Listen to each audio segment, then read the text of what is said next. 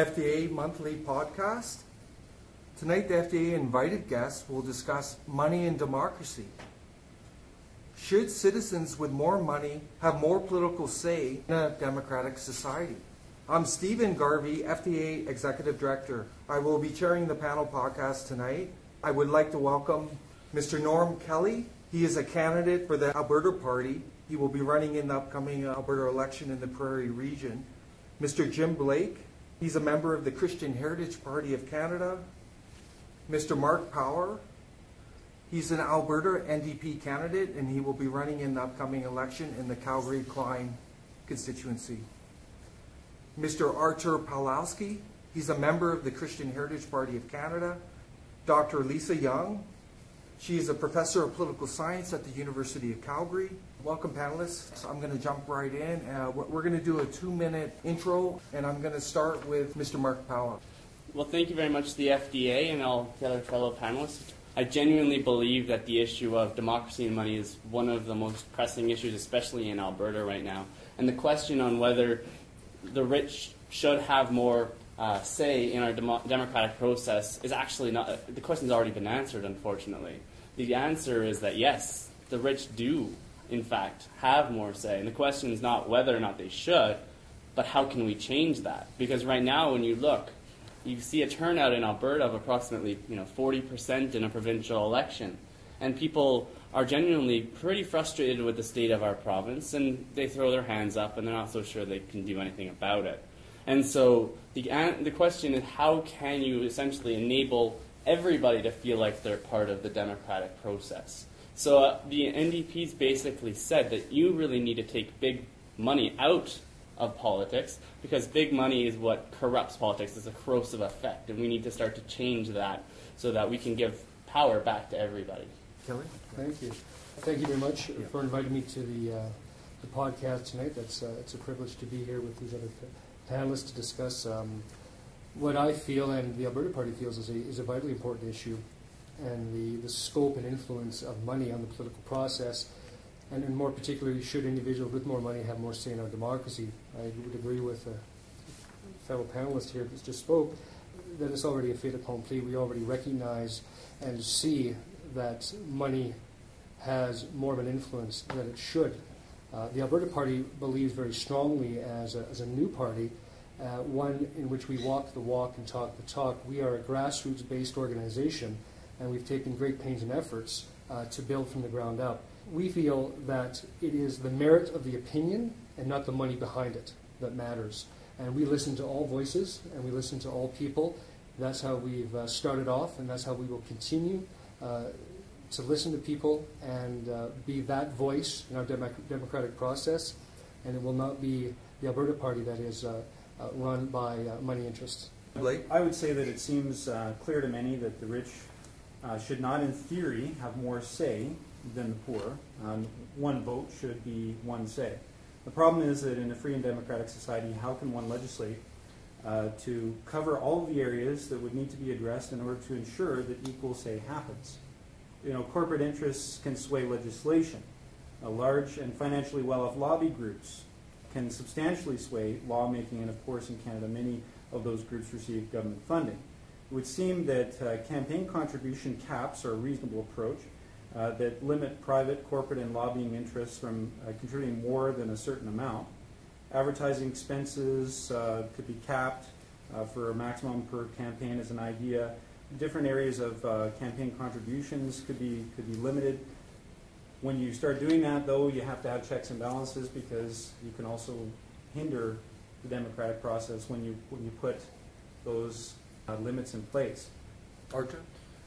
I do not believe that any citizen should have more say in a democratic society that possesses more money, more financial wealth.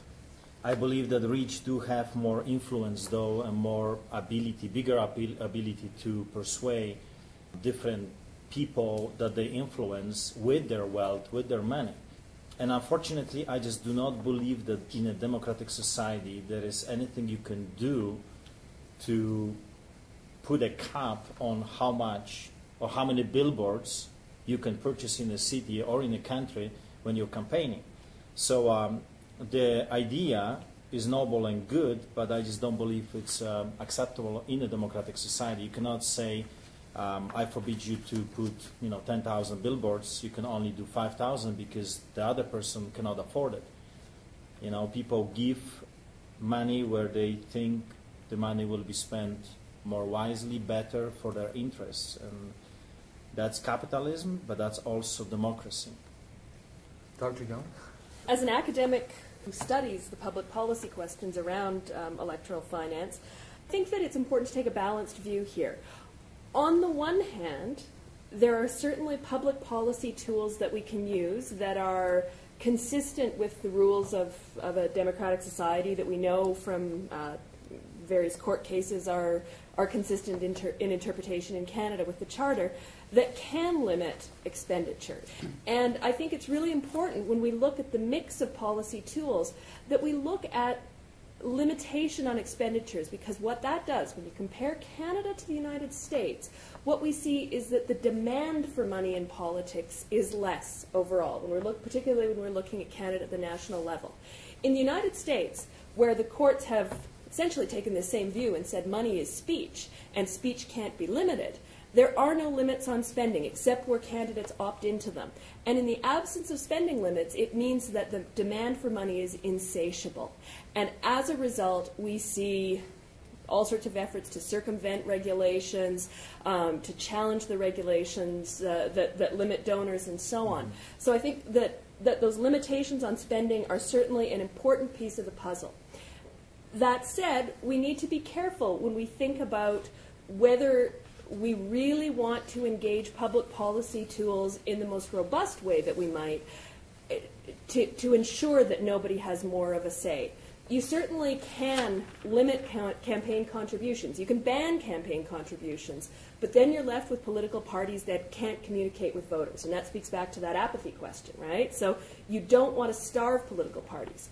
You can turn to the state for funding, and we've seen certainly most West European countries do that. There are variations on it in the United States. We've had an experiment with that in Canada at the national level.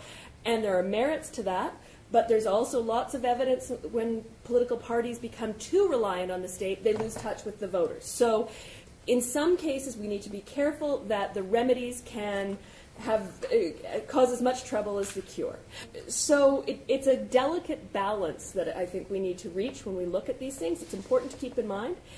And I do think as well that we need to understand that when we're looking at that broader question of whether someone should have more say in politics because they're wealthy, with the best intentions in the world, with the best public policy tools in the world, there are some things that are going to be very difficult to overcome. There are inequities in terms of other kinds of resources that tend to correlate with income. People who are better educated are going to be in a better position to make their case. It's very difficult to level this out in a perfect sort of way. So it's an interesting and troublesome in some ways public policy question. Dale? From where I stand, I believe that the idea that all countries advance along a similar trajectory of development and democracy has been placed into debate for a very long time. The rise of such powers as China and Russia shows that economic development does not necessarily lead to a better democracy. These are just examples of two of the wealthiest nations on the planet that prove that more money does not create this better democracy. When we scale this down to an individual level, I believe in a very similar philosophy. Citizens that have more money and wealth have proven that democratic issues can be placed to the side when economic values are put into play. And using this personal wealth to leverage their own ideologies and platforms creates an opportunity to separate the values of the majority from those of their own. Thank you, Dale. As chair, I'm only going to catch out some different issues that are coming up from the panelists, and then I'm going to open the floor. The FDA does a lot of work around the world looking at electoral systems from a structural process standpoint. We also do ground assessments as well. And I want to make it clear, as Dr. Young was touching on, that there are a lot of mechanisms already in place, even in Alberta, that do limit electoral finances. For example, in Alberta, there are caps on candidate and party campaign donations contributions. There is an expenditure limit on third-party spending in Alberta. What there isn't in Alberta is expenditure limit on candidate and party and constituency associations spending. In reference to Dr. Lessig, Harvard Law professor, and he links into what Dr. Young there, insatiable appetite. He calls it an addiction to money, because in the States, at the federal level, there is no expenditure limit if you go the private route in terms of the funding mechanisms in place.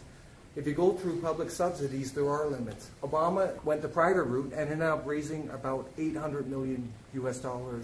So there's this fundraising addiction because there's no limit. This is one point I want to pose to the panelists, that there should be a limit on these expenditures. Otherwise, it creates this insatiable appetite. It's fully within our realm to place a limit. I'll give you an example. Canada has expenditure limits in each riding. The expenditure limits are related to how many candidates you're running. It's not completely fair. Bigger parties have more candidates, are going to get more money. It's also on the ability to raise that money. So again, that's going to favor larger parties. So there's fairness issues there. I'm going to open the floor now to these issues. And I think you do touch on an important point. In Alberta, there isn't a spending limit. And so one of the things that we've seen with our government, especially the fact that they've been around for so long and so institutionalized, that it's almost at the point where a donation to the PC party is the cost of entry to discussion with them. You see it with the University of Lethbridge, you see it with the AHS, you see it with banks, credit unions, oil companies, and so what's happened is that you basically have to talk in terms of money with our parties. And so what happens is our parties have a tendency to listen to their donors rather than to their voters. And that's where you really run into a problem, is that it's not donorocracy, it's democracy. It's about getting people involved and making changes. And you know, if you're not rich, if you're not the person who can drop $15,000 or $30,000 in a campaign year, you're not listened to in the same way, especially with our provincial government. For a long time, we do not have in this country a government that listens to the little people. It used to be about grassroots democracy, politics, listening to the little people. Okay, I want to meet with you face to face. I want to listen to your concerns. The milkman and the person that cleans, or the lawyer, for that sake. To listen to the people's day-to-day businesses. What do you need so we can serve you better? It reminds me of our present premier. We did send a letter to ask for a meeting, but because we do not give $30,000 in a campaign, of course, we were denied to meet with that person. But the problem I see, how are you going to put a cap on it? Because the moment the government, you see the elite again, the elite will put this cap in the middle of the whole thing. So the rich are putting a cap on themselves.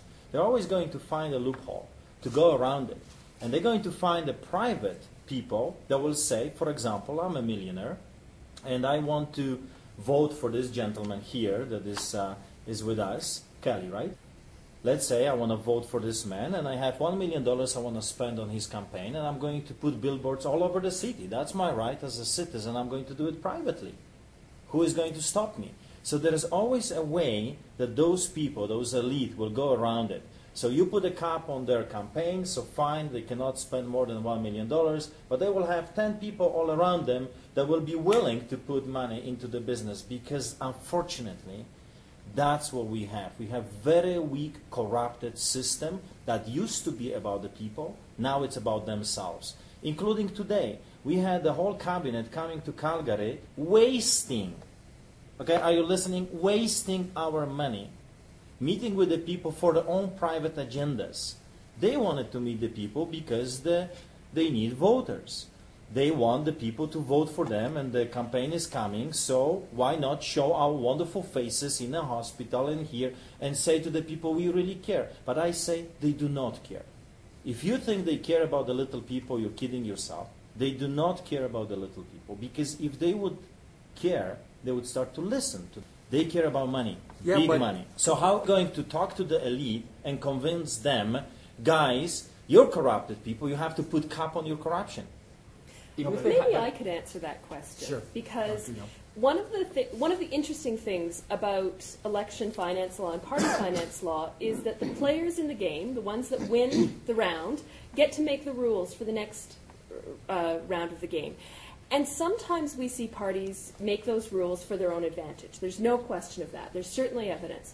But we've also got lots of examples in Canada at the national level and elsewhere of parties coming together, agreeing across the floor of the House of Commons or of the national legislature that in fact there is reason to put some of these rules in place. So in 1974, the three major parties at the time at the national level in Canada all got together, and to an extent it was self-serving. The cost of elections had gone up and up and up, right? It was an upward spiral. They were all having trouble with it, but they got together and they agreed that they were going to put limits on how much a candidate could spend and how much parties could spend.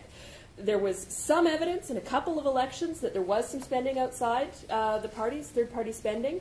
They've legislated that.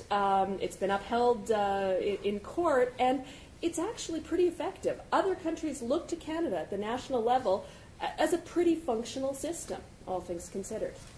You know, I just wanted to speak to get this balance just right, and we get these people, the right people, whatever that means, elected. And then we can somehow have a democratic society where those people actually represent the people or the best interests of the people. At the end of the day, what I see again and again doesn't seem to matter which party is in power. They have this idea which is really just about getting reelected.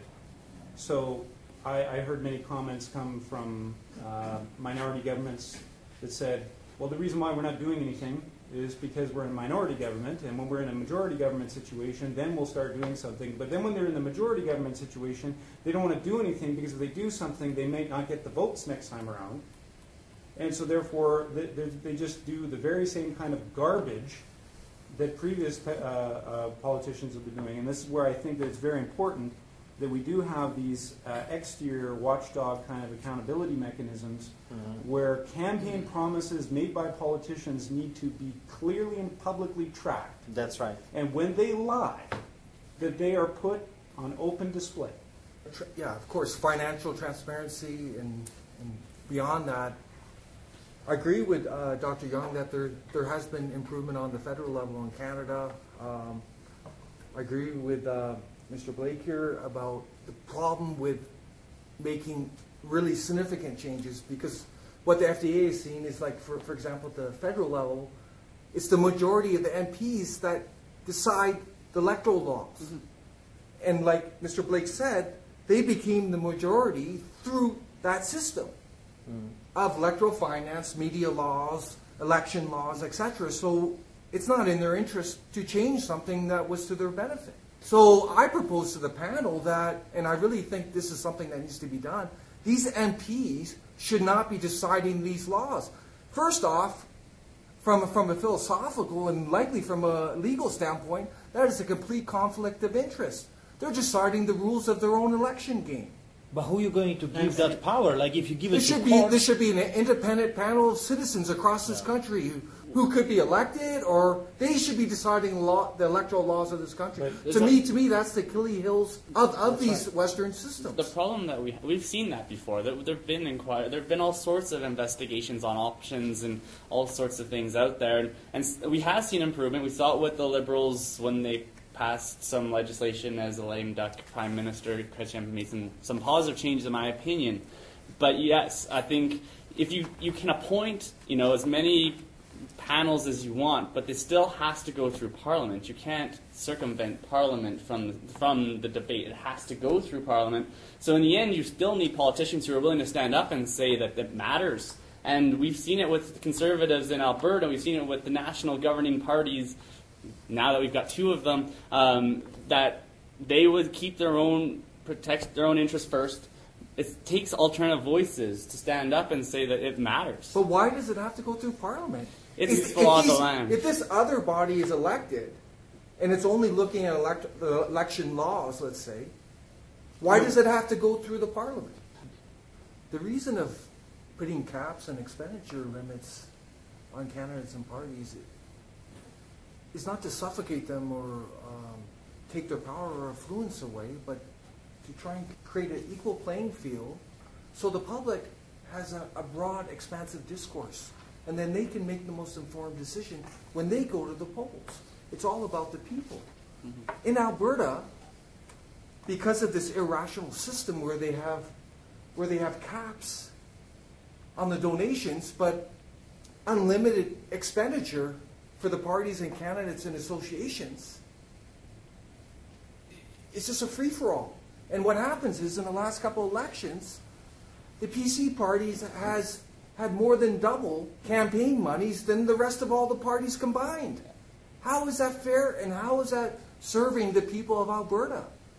And I want to put this in context, because there's a whole lot of other countries out there. And as far as I'm concerned, I'm going to speak on behalf of the FDA, France probably has the most advanced electoral system in the world. And they've obviously been through a lot since the French Revolution, but I want to touch on a few of the points here, because I don't think we should be limiting ourselves. And as far as I'm concerned, and this is one area where I disagree with Dr. Young, I think there's some severe shortcomings in the Canadian federal system, and we can see it in the Alberta system, especially towards new and small parties. They're basically pushed aside in the federal system. They're not giving any opportunities to get ahead and to get their voice out there. And this is where France is way ahead of Canada. They have caps on candidate party donations. They have expenditure limits. They have the public monies are distributed in a very democratic way based on popular support. So if you get a certain percentage, you're going to be awarded with public monies. And if you're in a riding, for example, if you get at least 5% of the total vote, you get 50% of your expenditures refunded. And that is a huge problem in Alberta specifically, because you do see that, we see Canada spend $90,000 on our constituency, and they can easily get that back in a few fundraising dinners. It's also at the municipal level. Yeah, it is. I know candidates in this last mayor election in Calgary, they're left with $60,000, $70,000 plus in debts to pay after the election. Another thing the French system has is the public subsidies, but also they have a lot of incentives to smaller and new parties based on if they obtain 1% of the vote, if they raise a certain amount of money, if they have a certain number of members, they're going to get access to public subsidies. To me, that's encouraging. What the FDA supports is a broad electoral discourse, because ultimately the end goal is for the people, not for lobbyists or certain wealthy people, but for the people to make the most informed decision when they go to the polls. That's the crux of democracy. That's the kernel of it. That's what we should all be striving for. These are well within our reach. I don't even know if, perhaps you can speak to this. Is our political system even set up in such a way in Canada where you can really have smaller parties really contributing to the political process all that much? Because it seems like it's weighted towards big parties, and that the vote pretty much goes in a couple of places by the way that they take the votes and distribute them, right?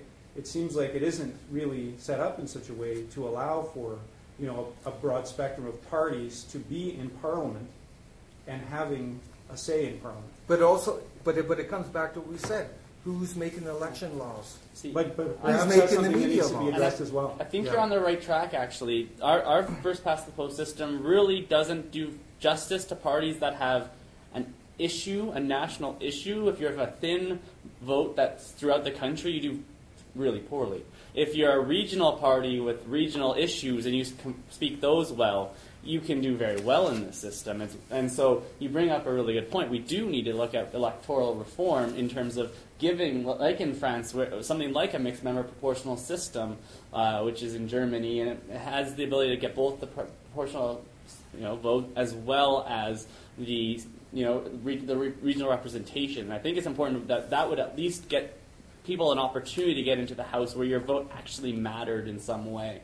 And you could vote for the Christian Heritage Party or for the Alberta New Democrats and have a good chance of having some representation in the House, regardless of where you are. And so I think it's an important point. It's not just proportional representation, because we've studied that and we've seen it have limited impact. But you're also looking at electoral finance, which I referred to in France, where smaller parties have an incentive. If they get 1% of the vote, they're going to have access to public monies, and they're going to expand. Now, the better question then, I guess, is having presented all these ideas and possibilities and going forward, And even the idea that you were suggesting that government, these elected officials should not be the ones who are, in fact, reforming government for their own sake. As citizens of this nation who are listening to this podcast, what's your view in terms of the approach that needs to be employed to take it to that point where we actually get the ball rolling in the right direction from where it is now, where it's self-interest that's driving it, to where it's actually setting up a system that's best for the people. And there's a lovely segue, and I'll pop in now for the first time, for myself and the party I'm representing, which is the Alberta Party. At the end of the day, that's exactly the point. No matter how much electoral reform which is needed, financial reform which is needed goes on, the fundamental principle involved here is one vote, one person, one vote. And democracies thrive only when the citizenry is engaged in the democratic process. So if the one person, one vote is swayed by money, the responsibility for that at the end of the day is on the electorate. But it's a responsibility for people to get involved, to get informed, and then to vote your preference, and not to be drowned out by the noise created by money interests. If you're paying attention, if you like what you hear, if you check out any party's website, any party's policy platforms, you've got to pay attention. Do a little bit of heavy lifting. It's a responsibility, and it's damn hard. I don't say that flippantly. I don't say that with any sense of it's easy. It's not easy for anybody. The point's been made around the table that it's difficult enough to get people to come forward and exercise their democratic rights. But what about the people that are actually trying to step forward, right? We know what we're getting into to a certain extent, and we take on that responsibility. But we need to be able to engage people, and that's what we want to do. It's with not just the money, but I said right at the opening statement, it's the merit of the idea. Take the money out of it. It's the merit of the values of the party, the attitude, the tone, the policies, and again, one of our basic fundamental principles, if we say we're going to do it, we will do it. If you get people that are elected that will do two simple things, listen to people and then do what they're asking you to do, for the most part, you've got to get consensus. We understand that. But it's public interest decision-making. I'm a little confused because I'm pretty sure you're not the first person that's ever said this. Of course not. And I don't study politics very intensely, but as I call myself a normal citizen, I haven't heard a lot of people, I've heard a lot of people say this, but I don't see a lot of changes happening. In North America, I pay most particular attention. That's where my media mind kind of goes to. But I've never seen Obama say that he's going to be making electorate changes, or I've never seen Harper saying he's making electorate changes, or I've never seen any reform to democracy anywhere in the media that I listen to. So I guess I'm just confused how people can say these kind of things, get themselves into this position, and nothing happens. But you see, this is what Jim was saying. There has to be accountability. Without accountability, people like Kelly, I don't know him, I can see his tie. It's quite interesting. But other than that, I don't know anything about this gentleman. I've heard his political speech right now, and it sounds good, and I agree with you. I've heard it probably hundreds of times already. Different faces, different people, the same, I won't say what. Then those people get elected, and somehow those promises disappear.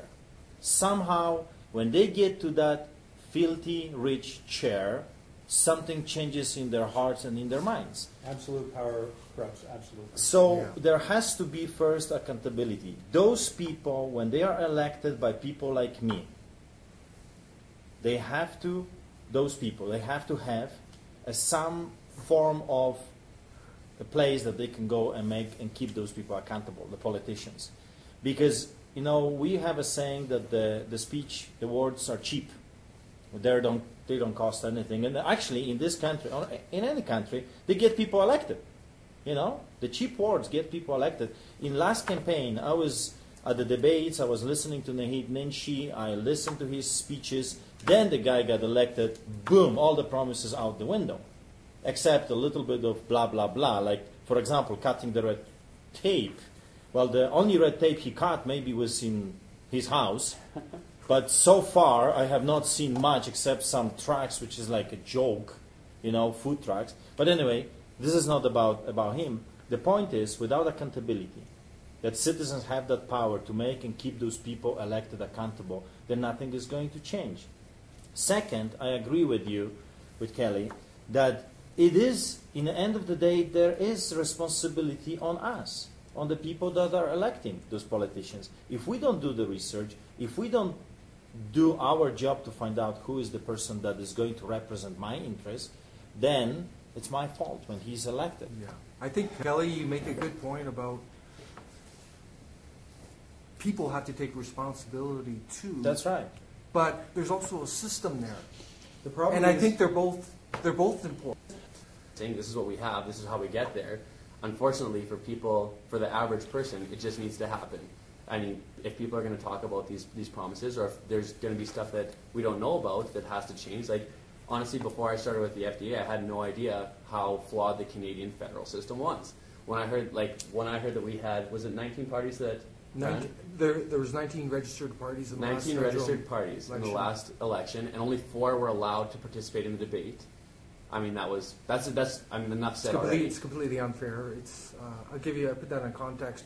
New Zealand, for example, which is a fairly progressive Western country, they have provisions that allow everyone to at least to have a say in the debates. It's different times, but at least they're there. Here, it was a private media consortium, not even a government body or anything, but these were big private media companies that decided who was going to be in these national debates, and this is a huge impact on the national electoral discourse. And this is about money again. These are huge, wealthy companies deciding the discourse. I should say, impacting the discourse in a significant way. But we have already standard that we can follow. You know, my background is business.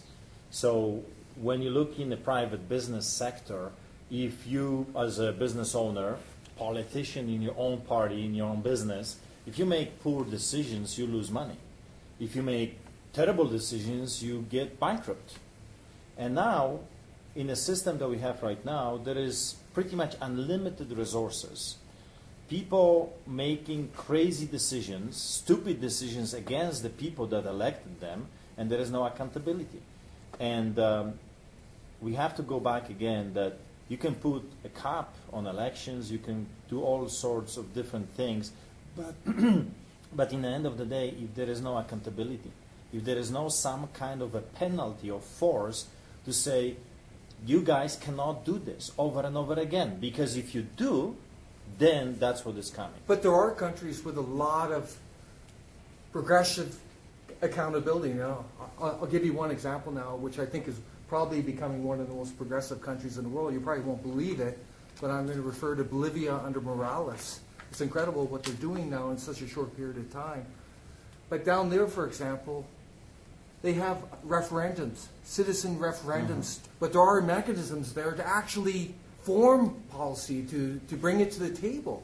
If you get enough votes, but also you can recall and take someone out based on corruption. I agree with you. You know, referendums are very important.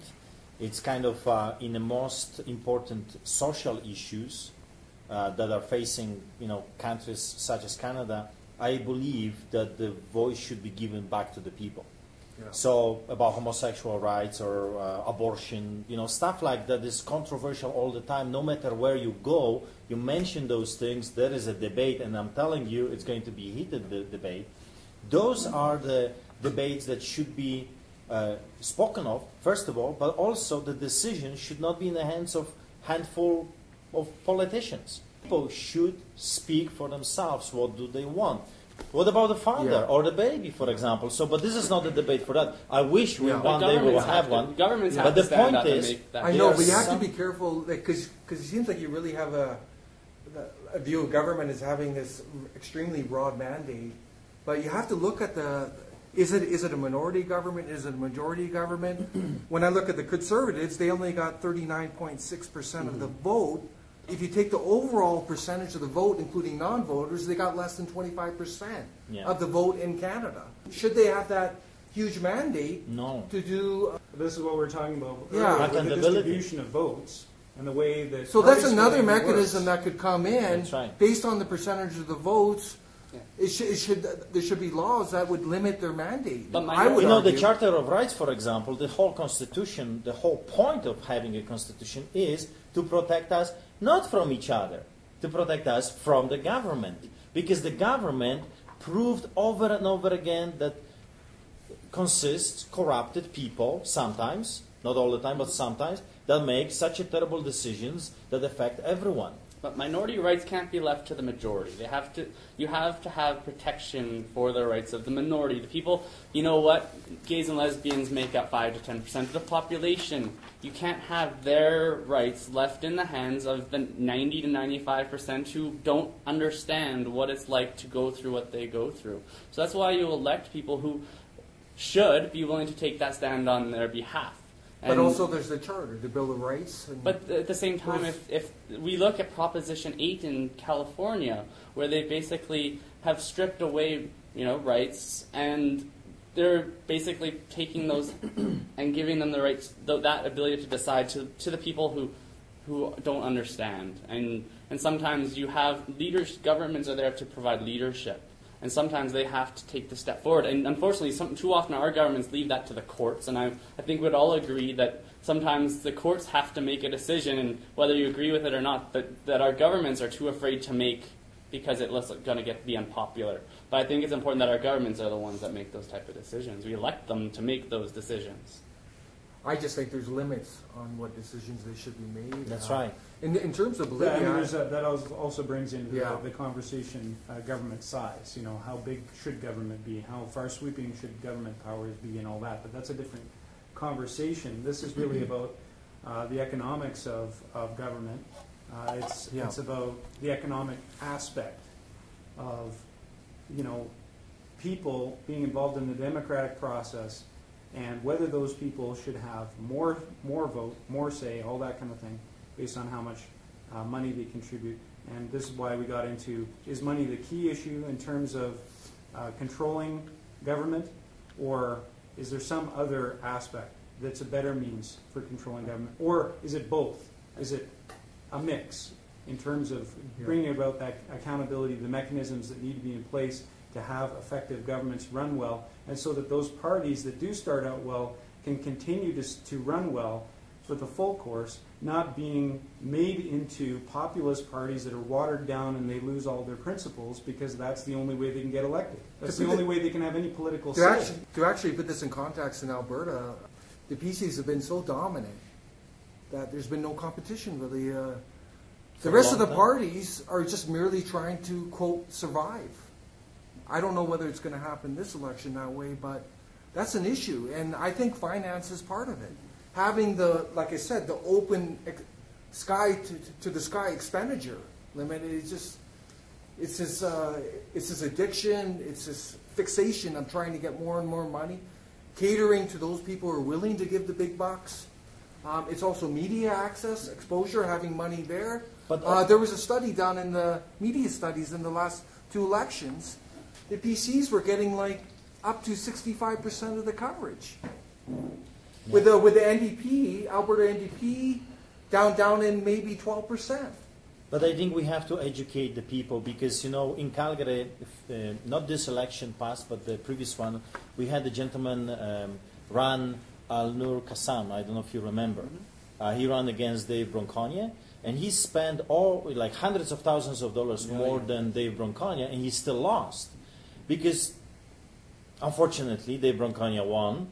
But the thing is that the people made their own choice, and it was not because this guy had more money, and he automatically win.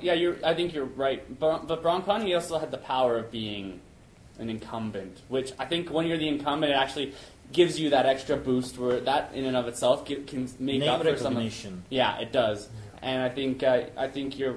One of the things that you see, I'm glad we got back onto the topic of talking about money, because money doesn't just involve politics, but when you come to citizen referenda, you see that money generates, the Mormons did run Proposition 8 largely for themselves. So even the citizen referenda don't necessarily don't get away from just the getting rid of money out of the problem. So it's a tough battle, and you're right, the media has a huge huge. It's linked into money. Huge Yeah. issue. And Who owns the company? and how do you get educated when 65% of the stuff that's coming your way is To conservative? me, that's undermining our democracy.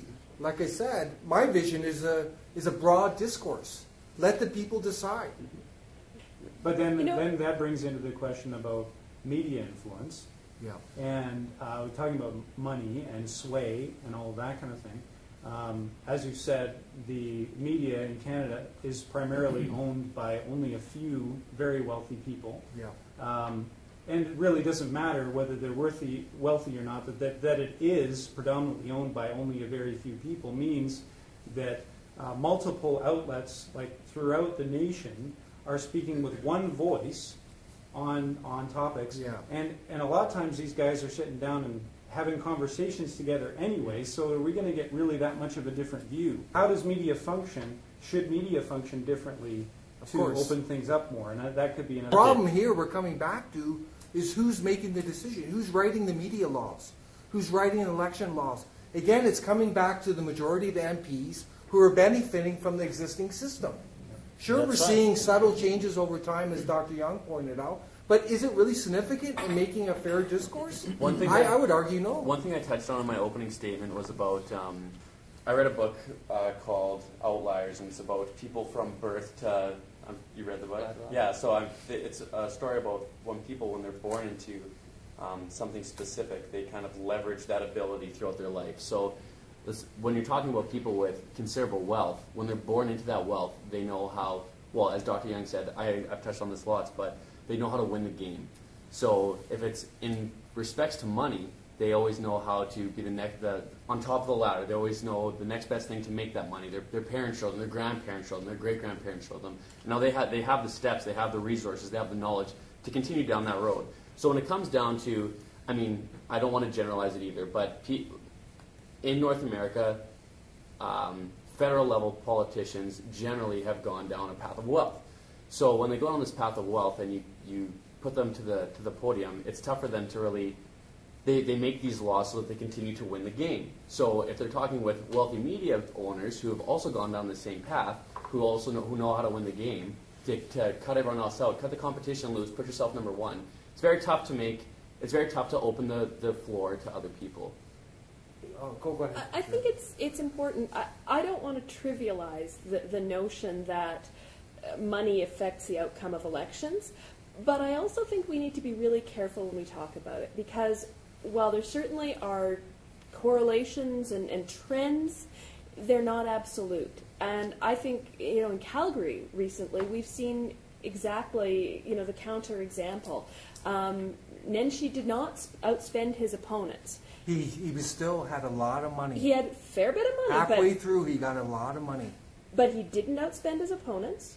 He, in the beginning, and really up until a couple of weeks before, was not particularly a media darling.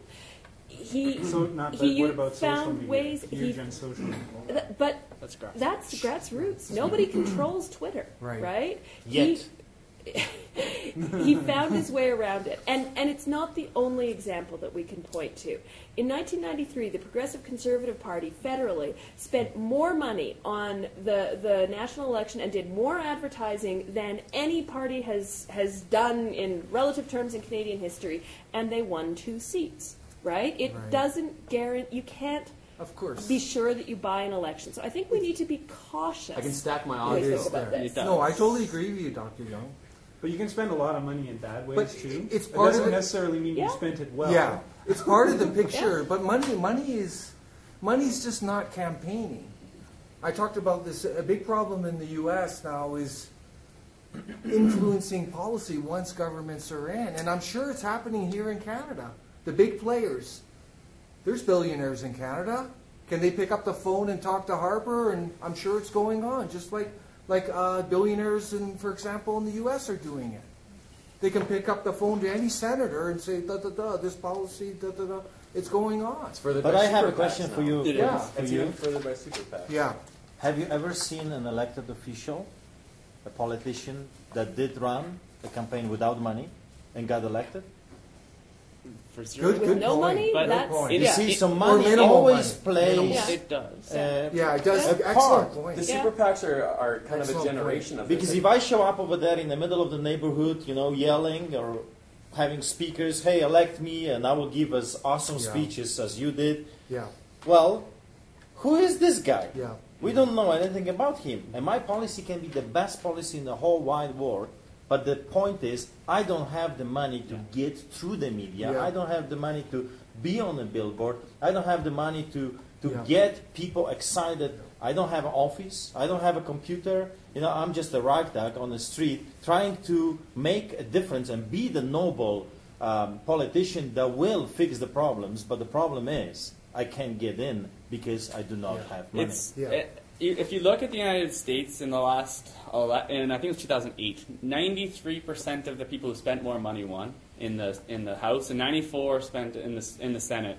And the average for in 2010 was that the winning candidate spent 150% more than the second place candidate. So it is obviously an issue in the United States, and I think it is an issue here Everywhere. But at the Here same too. time, I do believe that hard work can create money. So if you talk to people, if you work hard, like Ninshi did. Ninshi started at 1% at the beginning of the election. He was an unknown.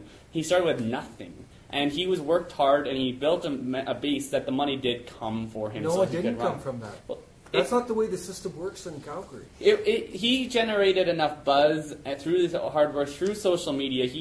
That the money did come, and you look at he did get money from everybody. No, but this is the way it works in Calgary. And the way it works there is there's a whole bunch of extremely wealthy developers in this city, and they're waiting till about halfway through the election, and then they take a look. Who do they think who's gonna win? And they figure and they pick three candidates in this election. Yeah. It was McIver, Higgins, and Nenshi. And Nenshi, through his hard work, got to a point where he was competing. And what they did was they threw all this money to all these candidates to cover themselves. Once they get in office, they would have an ear.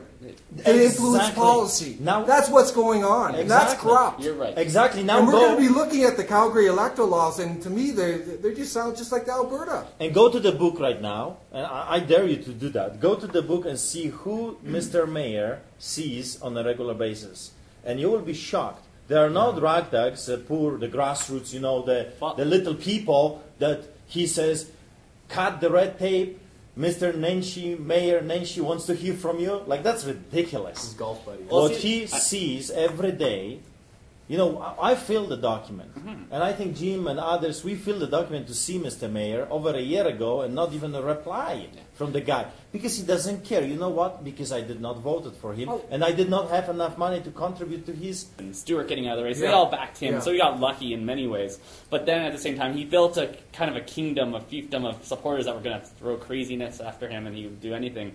So, but after the fact, you're probably right. He is probably in many ways just like, the things that he didn't say he was going to be. But that, unfortunately, I guess I get hope from the fact that he could get elected in that situation. That hard work got him to where But he he did. bought into the system, which I would argue is probably corrupt. People have to in be this sense. prepared for that. Yeah. He bought into that system. So to me, that kind of, I don't fault him, but is he changing it now? And in very short order.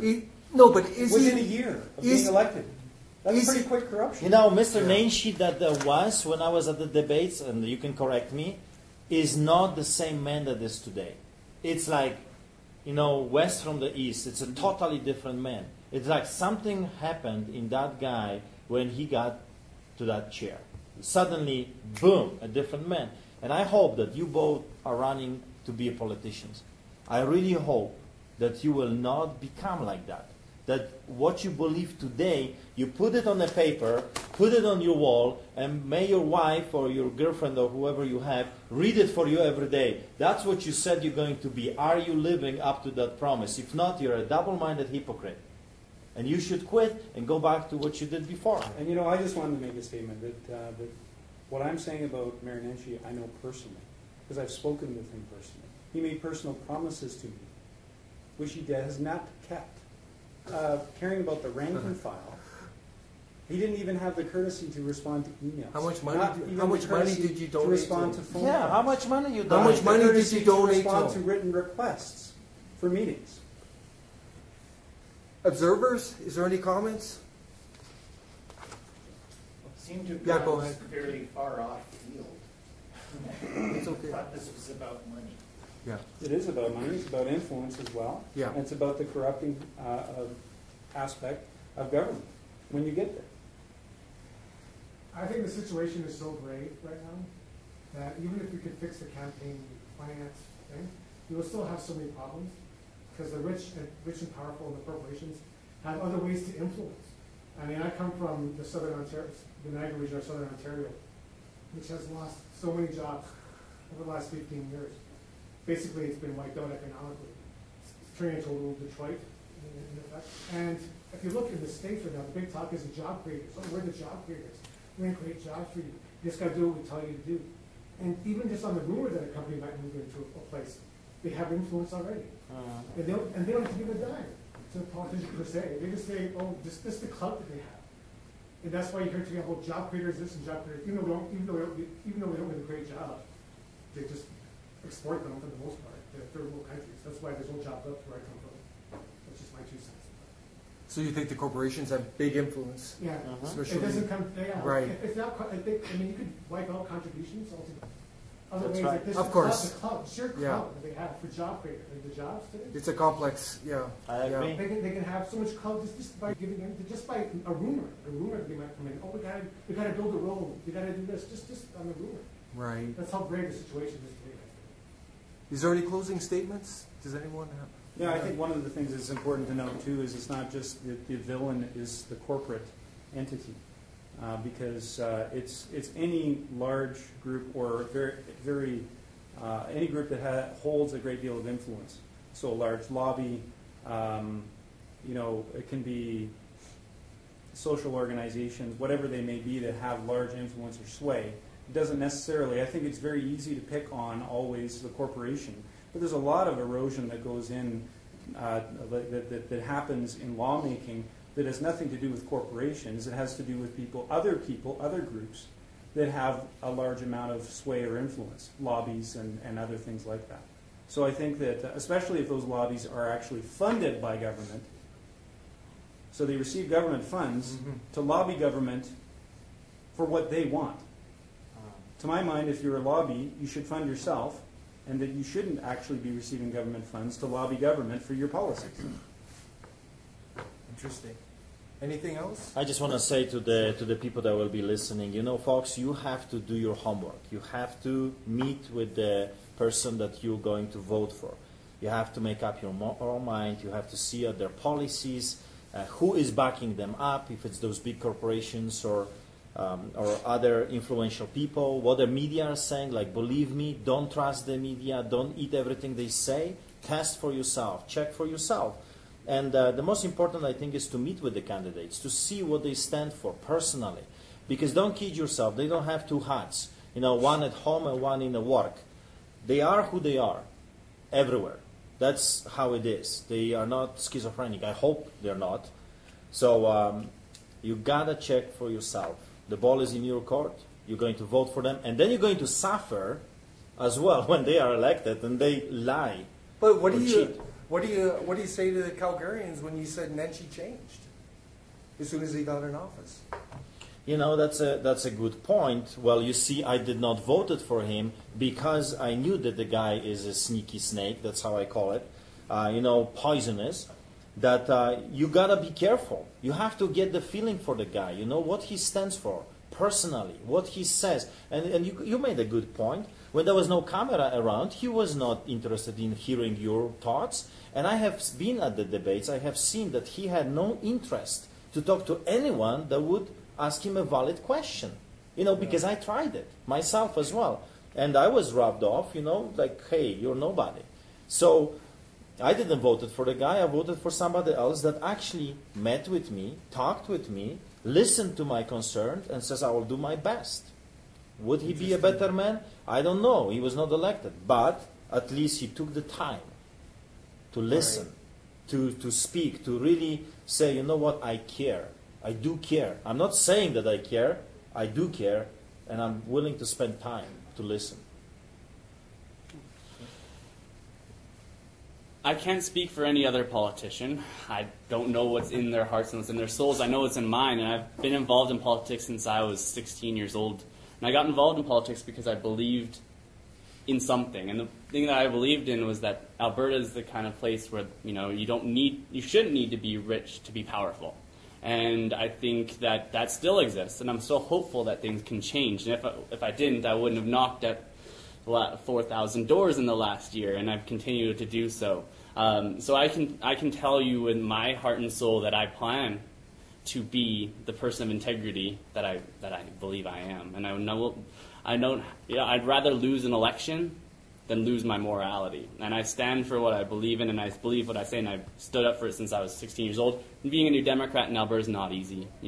You've worked hard and you run headfirst into a wall so many times that sometimes you feel like you're getting concussed, but because you believe in it, you do it again. And I plan to keep doing it. I plan to keep doing it until I see the change that needs to happen in this province. That corporations don't run the province, that the people do, and that's why I'm running, and that's why I hope that I'll be elected. And I hope to inspire the kind of hope that you're looking for, that Nenshi offered, then for some people took away after he was elected. And I hope to not only just kind of get that hope going, but also maintain it once I do get elected. Interesting. Does anyone else want to add a comment? I think getting back to, a lot of this is talking about change internal to government. And you made a point that I think is important, which is that a lot of times that change isn't coming about on its own because of the very fact that it's a self-serving problem. And I think that this is what citizens' initiatives are about. I think that my proposal is, and I actually have a website that I put together, just the beginnings. It's just a placeholder, basically, but it's an idea, and the idea is politicalaccountability.ca is the website, and the idea is to have accountability mechanisms in government and have watchdogs over government. And I think that between the two, that we have a mechanism that isn't reliant on government themselves to make that change. I'm not convinced.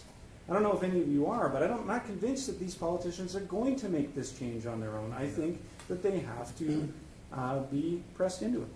The problem you'll face, one of them will be the media problem of ownership, concentration of ownership, getting access to mainstream media. If you find something out, you may not get the exposure. Does anyone else want to comment? I just want to close with this, that it's probably a truism that more money can purchase more political speech, but it can't purchase any more political authority. It's one person, one vote. Get informed, get your vote out. Yeah, excellent. I'm just going to add a couple of comments of my own. Getting back to this insatiable, as Dr. Young called it, insatiable appetite for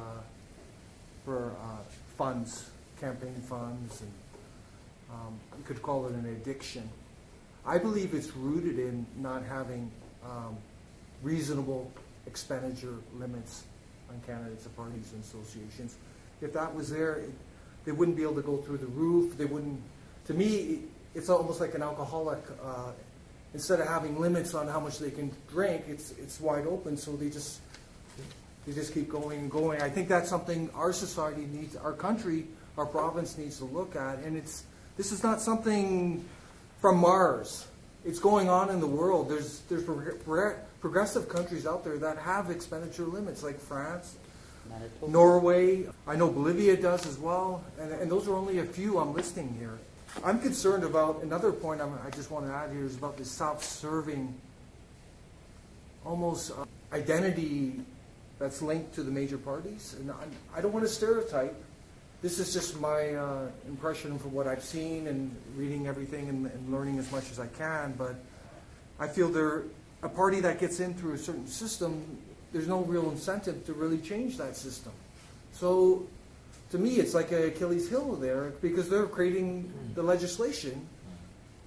And if that system is working for them but not for the people, like, where's the give? And they control the media. to me. So that's something that we're going to have to face as a country, as a province, and deal with it. And I believe we need structural change.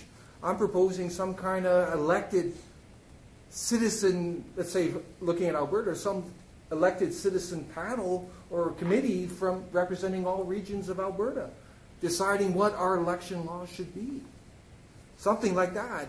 There's no perfect solution. We all know that, but I believe we could do better. And this money is becoming, mark my words, it's becoming a huge, huge issue all over the world. There was a proposal here in Calgary a few years ago during Dave Broncagne's regime that there was to be establish a watchdog, someone that will watch over how things are being spent and done. And guess what? Right away, he said, no way, I'm going to allow this.